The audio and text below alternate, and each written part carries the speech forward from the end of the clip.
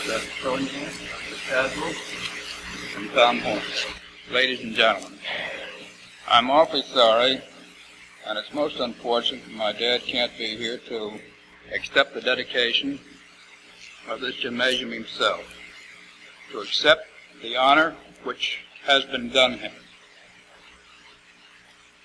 We tried to talk him into making the trip north, but unfortunately, he's 80 years old, approaching 81, and physically quite infirm. It would not have been possible to make arrangements to have him come north with the attendant physical and emotional strain that he would have undergone. He's been taking a great deal of interest in these ceremonies. It's revived what interest he has left in life. I had hoped that there would have been a wire recording of these ceremonies, but I believe that it was impossible.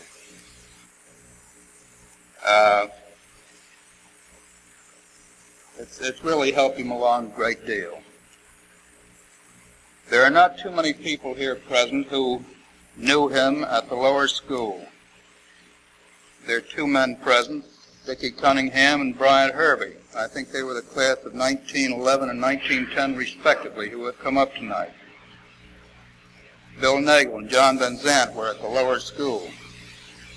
But for those of you who didn't know him, I'd like to just ramble a bit. He came to the school in 1894, 20 years old. 3 years later, he was made principal. I think there were only about a half a dozen male students at the time, and he looked younger than most of them. He even resorted to the growth of a mustache and a goatee to increase his dignity. Now, I think Bill Nagel will remember him, for he had that appearance up until about 1912. Am I right, Bill? Huh? The idea of an independent boys' school was, I'm sure, a gleam in his eye as far back as the turn of the century.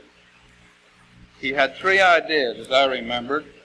In the first place, he wanted to establish a boys' school independent of all controls from Teachers College, with educational and physical facilities second to none in the city.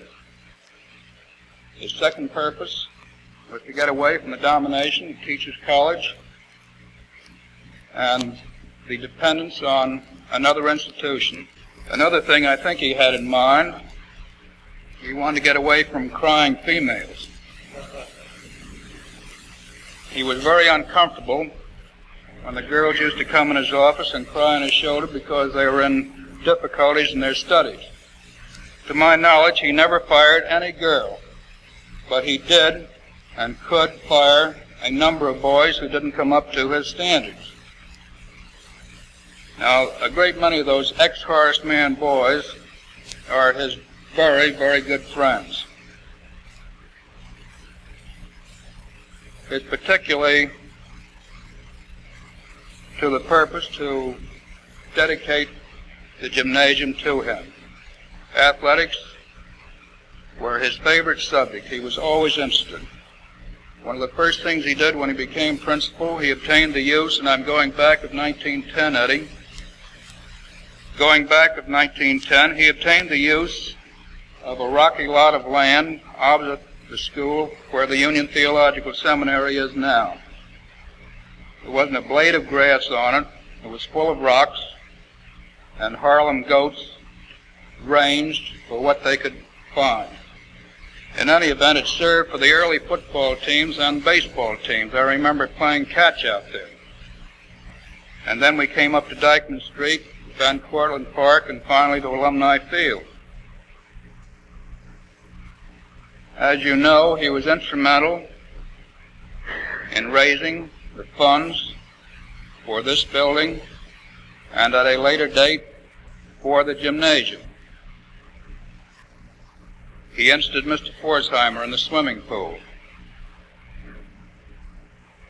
there were difficulties in the building of that swimming pool. I think Mr. Pforzheimer may remember.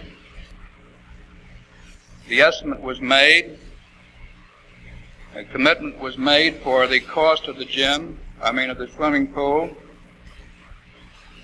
Then they went to make the sewer connection.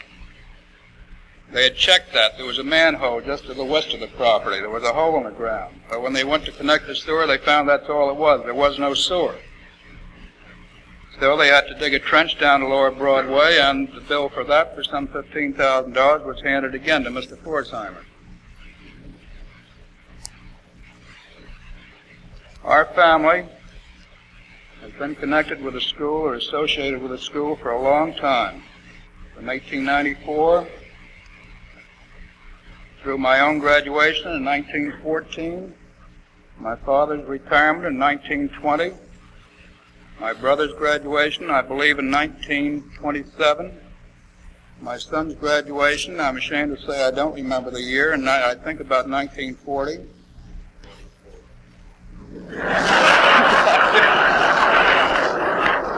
He's dumber than I thought.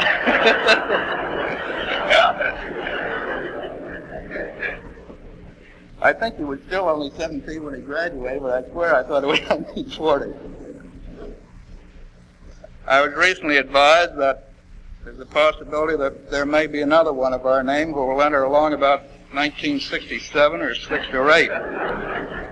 I have hopes. We're proud of this association as a family and as the eldest member, the eldest active member of the family. I want to thank you on their behalf.